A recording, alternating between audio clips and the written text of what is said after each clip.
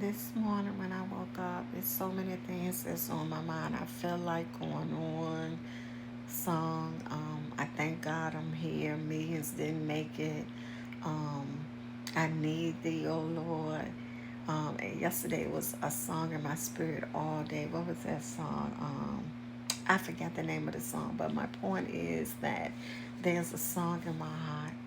There's a song in my heart because God has been so good. He's been so good, and every morning I've woken up with a song in my heart. Because listen, you never know what people going through.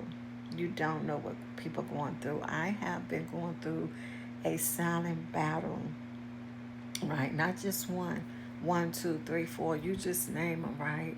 But I secretly mentioned to my family months ago, back in probably um, January, maybe March, and I was like, they doctors don't know what this mass is in my uterus, and that it could be cancerous, right? And I remember my sister was like, we're not even gonna say it out of our mouth, right? She had mentioned it to my parents, and I just left it alone, right?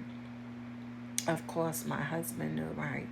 And so they during the time of my testing, they kept telling me I was pregnant again. They kept saying you're pregnant again, and I was like, no, not possible, because I did go through miraculously having another pregnancy with my tubes cut, tied, and burned with the ablation, right? But I lost it, of course, because I can't carry the term with no with having the ablation, right? So they kept saying something is in your uterus. Usually, I mean, yeah, come on, you could tell what it is. But going to the hospital, I had had some bleeding. I had been around the world, and they literally say we don't know what is in your uterus, right?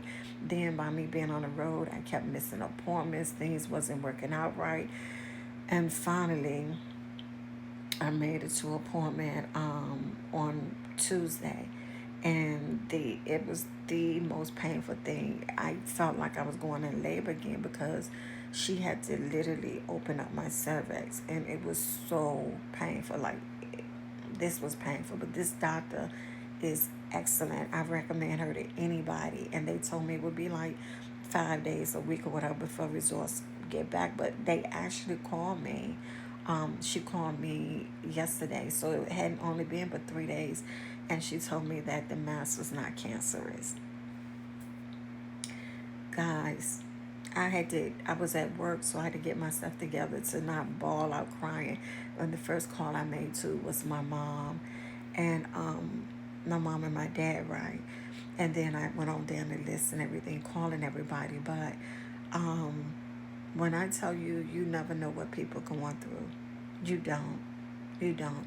It is important to be kind to everybody. Everybody. Because people are fighting their own battles. They're going through their own things.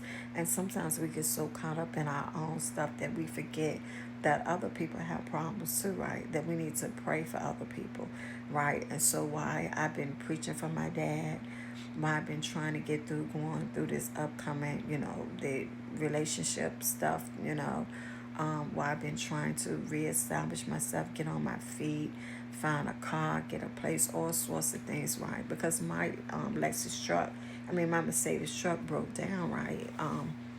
And so I have to find another vehicle, but God has been good.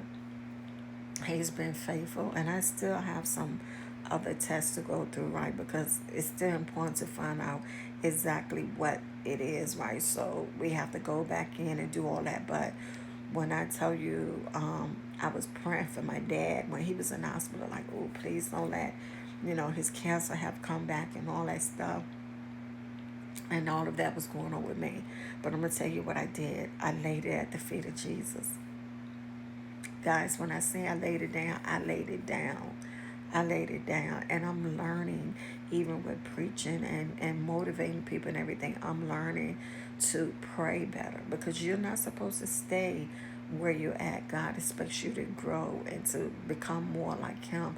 And He equips you with the things that you need. Sometimes it's a test, sometimes it's a testimony, right? After the test, it's always a testimony. But that was in my spirit.